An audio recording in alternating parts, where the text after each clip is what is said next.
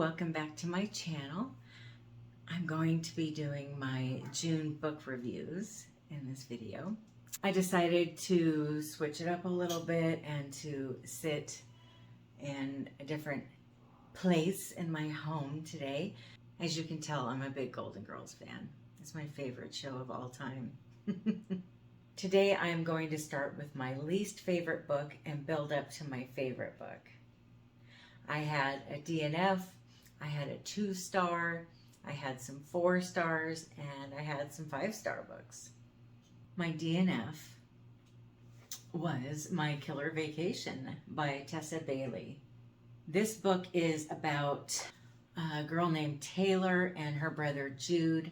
They decide to go on vacation together, and they're not in their, it's like an Airbnb that they get. They're not there very long before they find the Airbnb host dead in the laundry room, murdered. And the family of the dead homeowner hires a bounty hunter to come and solve his murder. And when this bounty hunter arrives, there's an immediate attraction between him and Taylor.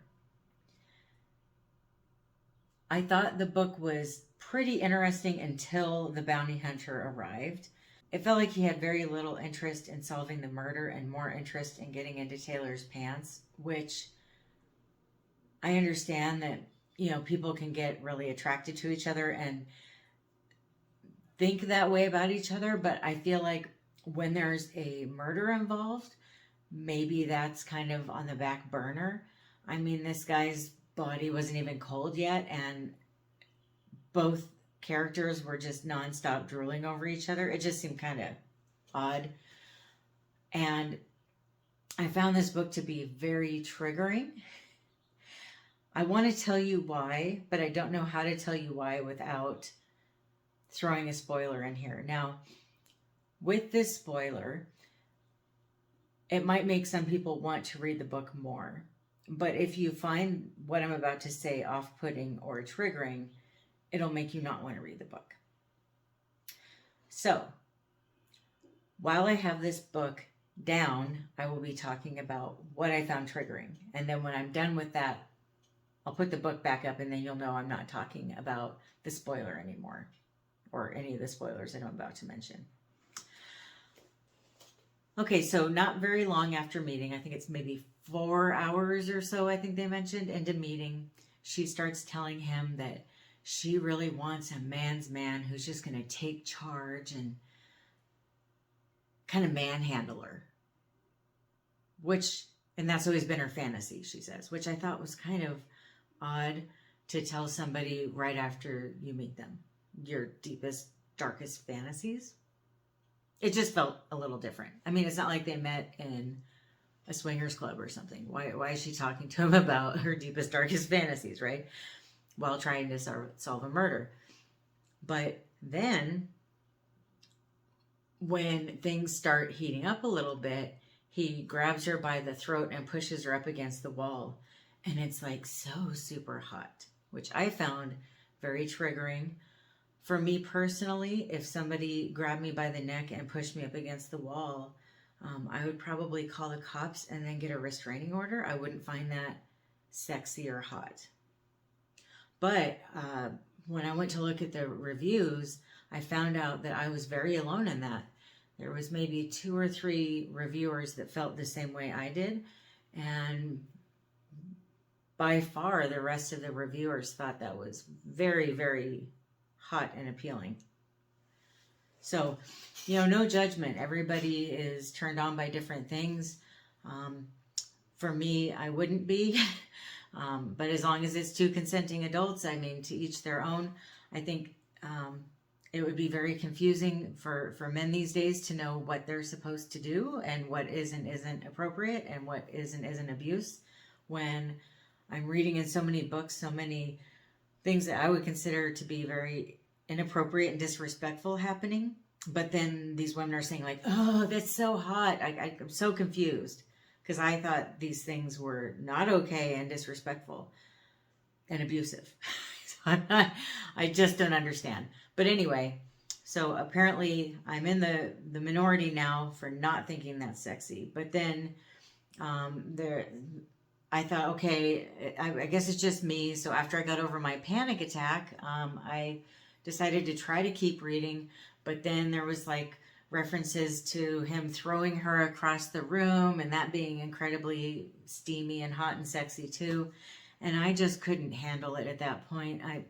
My idea of romantic and sexy and the authors just don't jive with each other. And I really just miss the days of romance novels starting with a kiss and everything fading to black and then the next morning, so that we can all just imagine what we think is sexy having occurred, as opposed to having the details of something that maybe we don't think is hot, or in my opinion, or like for me, something that is triggering. I literally had a panic attack over this book, and if I had known this was in the book, I wouldn't have wasted my money on it, because I felt like I wasted my money. And I wish that somebody had mentioned this trigger in the book before I bought it. I had no idea. I guess I need to really look into books more before I read them now. Once the bounty hunter arrived, I really felt like the meat and bones of the storyline, which was the murder mystery part for me, because I'm a mystery fan, I really felt like that part of the story really started falling apart, and I just didn't have any interest in continuing anyway, aside from the trigger part. And I was worried that what I found so triggering might keep happening in the book. Do I recommend this book? Well, it depends on if you heard what I found triggering. If you like that sort of thing, I do recommend it. If you don't, I don't. If you're really a fan of a good murder mystery, I probably don't recommend it, because the murder mystery element to it was not very solid.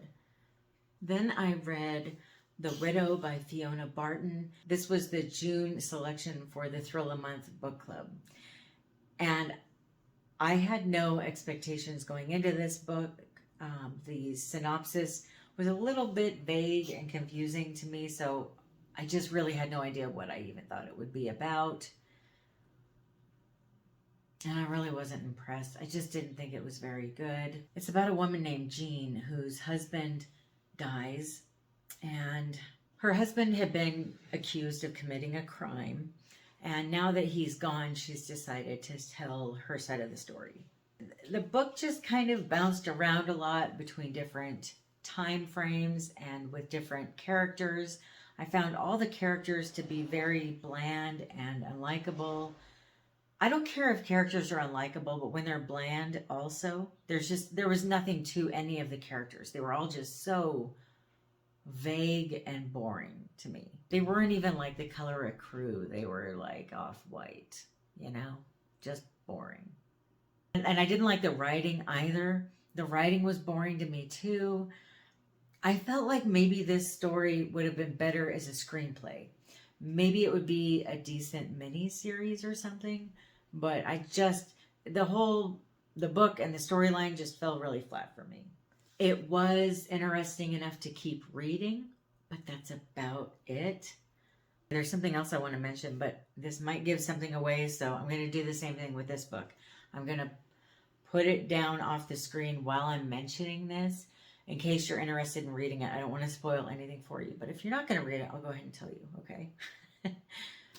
I do not like the way infertile women were portrayed in this book. I'm getting kind of tired of women who can't have children being portrayed as these crazy, crazy women who will stop at nothing to have a child of their own.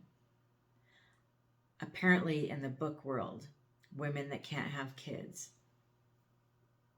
just have to steal other people's children or kill other people or kill children or what have you. It's not possible for women to accept that they can't have kids. It's not possible for women to adopt children. I don't know. It's not, and it's just weird to me, because the truth is life isn't always fair. And the truth is that we don't always get what we want in life. And sometimes children are those things, and it's not the end of the world. And yeah, life goes on. If people can't have kids, yeah, okay, it sucks. But we can find other ways of being happy. And if it's that big of a deal to somebody, they can adopt. It just seems like a really overplayed trope. This whole, I can't have a kid, so I need to go steal somebody's kid or kill somebody or, you know, it's just like, okay, stop it. That's absurd. And I know it's hard to adopt a kid, but damn, really? Really? I mean, I would just like to read one book about a woman that can't have kids and is okay with it or moves on with her life. Do I recommend this book? No, I don't. I just didn't think it was that good. I gave it 2 stars.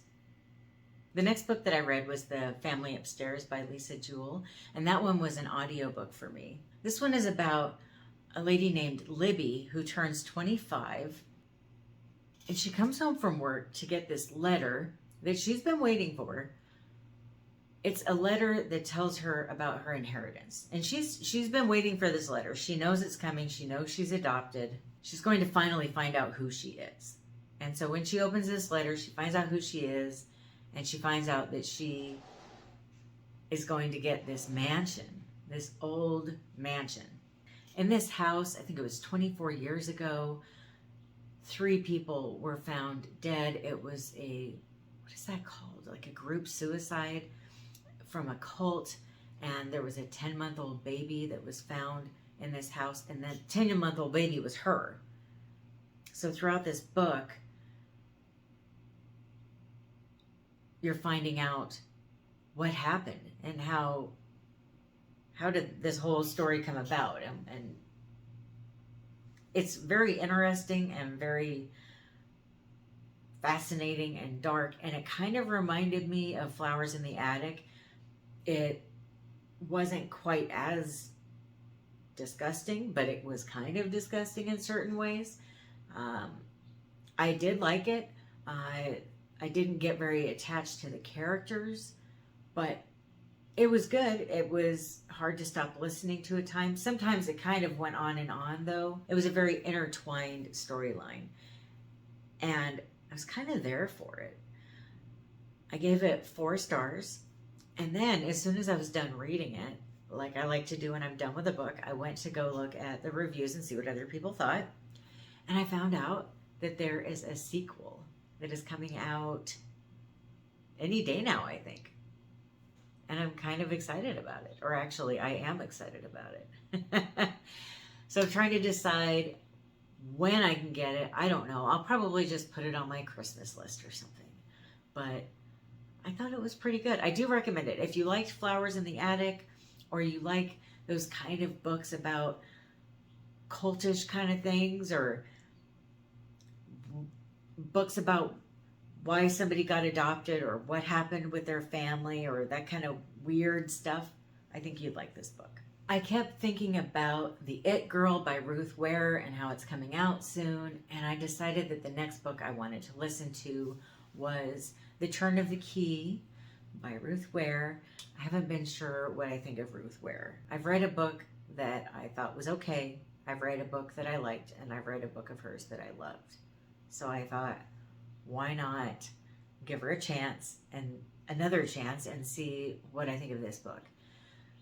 This book is about a woman named Rowan who decides to just throw all caution to the wind and take this job as a nanny, where she gets to move to a different country. I think, yeah, she went from England to Scotland and nanny for this family, this rich, somewhat famous family, where she's making an absurd amount of money to nanny in this house that's supposed to be haunted. And she gets the job, and she goes to be a nanny there, and the book, it starts out where she is writing to a lawyer asking for him to represent her from prison. So she's being accused of something. We don't know what. And the book is this long letter to him explaining what happened. I thought it was really good. There was times where I got goosebumps. I got kind of freaked out just thinking about different things that were happening and what it would be like to be her in that situation. This was an unreliable narrator, and I was there for it. Like, I didn't really like her, but I liked her. And I didn't feel like I could trust anybody, but I was liking that because it kind of kept me on the edge of my seat.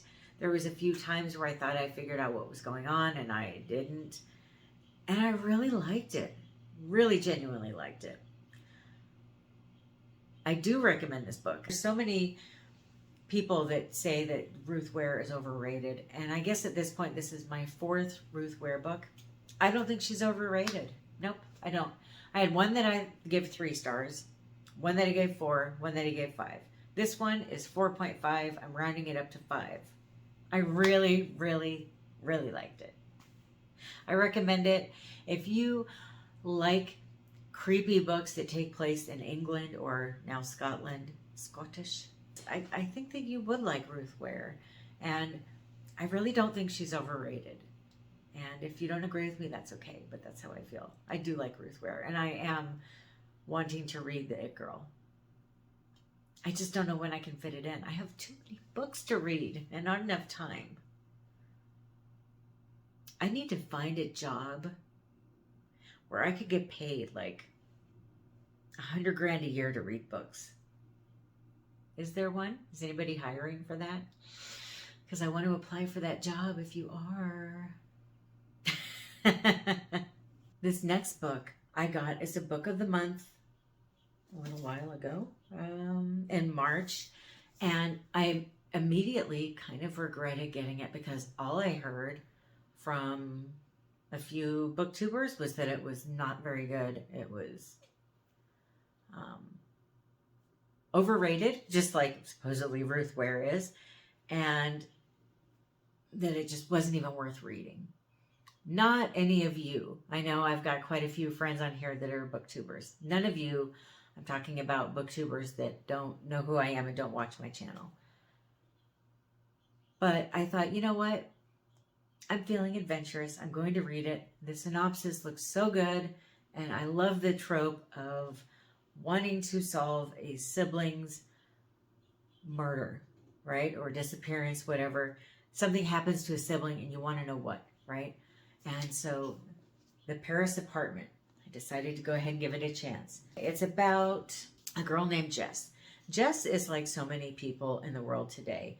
She is, I think she's in her 20s, her mid-20s, mid to late 20s. And she just hasn't decided what she wants to do with her life yet. She kind of moves around a lot and just hasn't really settled into herself yet. I was that way at that age, if I'm honest with you.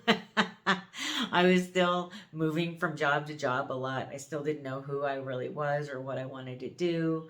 I just hadn't really matured a lot yet.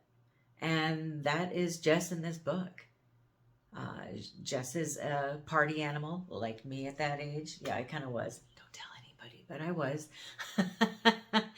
And she is in a situation where she had to quit her job, and she calls her brother, her grounded brother, who is her rock. And she says, hey, can I come stay with you for a little bit? Everything's just dramatic again in my life. And he says, oh, do you have to come stay with me right now? My life is just not really going very well right now. And she says, yeah, I really need to come stay with you. So he tells her, go ahead and come stay with him. She gets there and he's not there. And she thinks, what? Where are you? What's going on? Well, she has no money and she doesn't know what to do. So she just breaks into his apartment and stays there. Like anybody would do, right? Any sister would probably do that. Oh, he's probably just out. I mean, he wouldn't forget that you're there, right? So she decides to just stay there and wait. But more and more strange things start happening. And she starts thinking something must have happened to him. So she's thinking, oh my gosh, somebody killed my brother. And so she starts trying to find out what happened to him. And she's in this apartment, the Paris apartment. So obviously it's an apartment in an apartment complex or apartment building in Paris. And I was all about this book. I loved the author's description of the apartment building, and each floor was its own apartment and who lived in each apartment.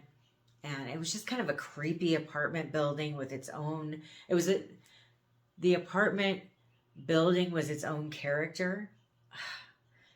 Paris sounded amazing, but kind of creepy and dark, kind of dank or something, but kind of mysterious and neat. I just loved the feel of this book. To me, it felt like going into a cafe at 1 a.m. after having a few drinks, drinking some coffee and like smoking a cigarette while it's raining outside. That's what it felt like. Like it just had this like cool, chill vibe to it.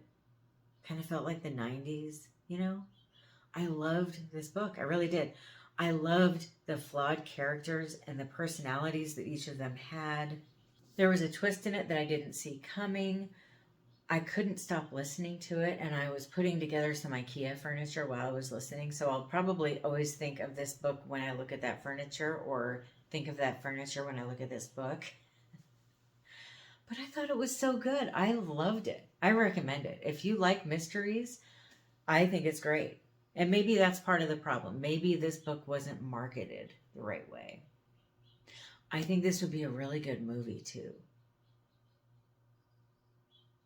If it was done the way, like in a Clue kind of way, with a lot of rain and cigarettes and drinks. And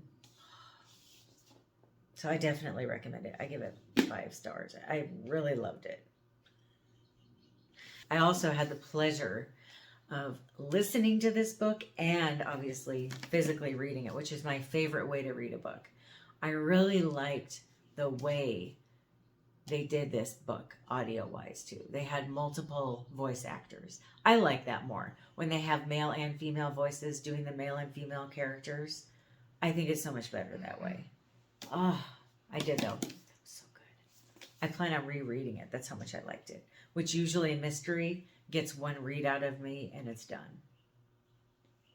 And then my favorite book of the month, which, I mean, what could possibly be better than what I just talked about? Well, I hope I don't get emotional talking about this book. This book made me cry. And it made me laugh too in a couple parts. Oh my gosh, it was so good, you guys. AJ Dunn put together a group read of this book because the author of this book, her birthday was on the 12th of June. The Diary of Anne Frank. Now this is the definitive edition. I read this book in high school. I did not read the definitive edition in high school. I read a much shorter version. Let's see how thick this one is. This one is 363 pages long. The one that I read was nowhere near as long. The one that I read hadn't come out yet. The one that I read was the one that her father had originally put out. He took a lot of the sexuality that she wrote about out of the book, and he took a lot of the negative writing that she had about her parents' marriage and about some of the people in the annex out of the book.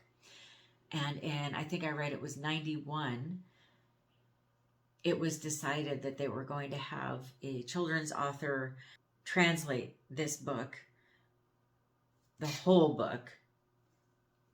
diary, into English, and they probably had people do other languages as well, I'm assuming. But by the time it was actually printed, I had already read the other version. So for me, this was a whole new experience. It was a totally different book for me. I And in high school, you know, I was a different person. I hadn't had the same life experiences yet. And I remember thinking it was a decent book. But when I was younger, I didn't care about history. Um, and I think I thought it was okay or decent. But this time around, wow, this book hit a whole other level for me now. I can relate to her in so many ways. I think part of why I might have found it a little bit boring as a teenager is her and I were very alike in how we thought and in who we are. So at the time, I would have found it boring. Now it's like stepping back into history. We were just so similar in how we thought.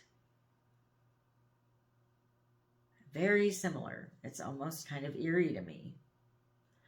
I wonder if we would have been friends. I feel like she's a friend of mine now. I feel like if she was an adult,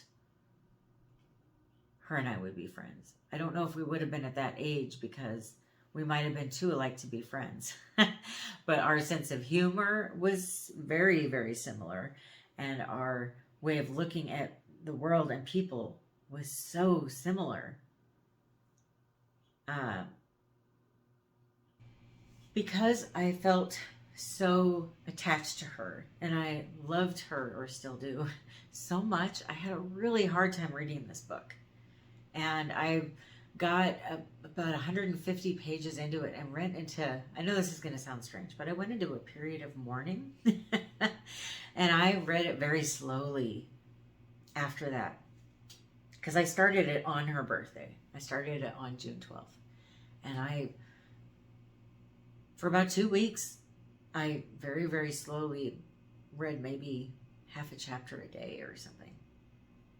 And then towards the end of June, I plowed through the rest of it, like 200 pages in like a day or something. But I was so upset knowing the outcome of this book and knowing what happened to her and being so upset about it. You know, I like to read passages from books. Everyone thinks I'm showing off when I talk ridiculous, when I'm silent, insolent when I answer, cunning when I have a good idea, lazy when I'm tired, selfish when I eat one bite more than I should, stupid, cowardly, calculating, etc., etc. All day long I hear nothing but what an exasperating child I am. And although I laugh it off and pretend not to mind, I do mind. I wish I could ask God to give me another personality, one that doesn't antagonize everyone. I am so attached to her, and I've been watching documentaries about her, and I feel this connection to Anne that I can't even explain. And I feel great joy in knowing, after reading this book, that she really, really, really wanted to be remembered for her work. She wanted to be published. She wanted to be an author that was remembered, and she is. And I think that's very beautiful and very wonderful. And I hope, if there is life after death, I hope that she knows how much she means to so many people, how much she has meant to so many people for so many years. And the way that I like to rate memoirs, because it's hard to rate someone's life, right? I like to rate them on how vulnerable and honest I think someone is and how well they write. And I don't think it gets much more vulnerable and honest and well written than Anne Frank. So I give this 5 stars. If I could, I'd give it 100. I think it was so good. So I recommend this book to everyone. Everyone. It's just such an emotional read. And that's everything that I read in June. I already put out my July TBR. I will put a link to it up here. I can never remember what side the little link goes to, so it'll be up here. Thank you so much for watching. I hope you have a wonderful rest of your day or night. Happy reading.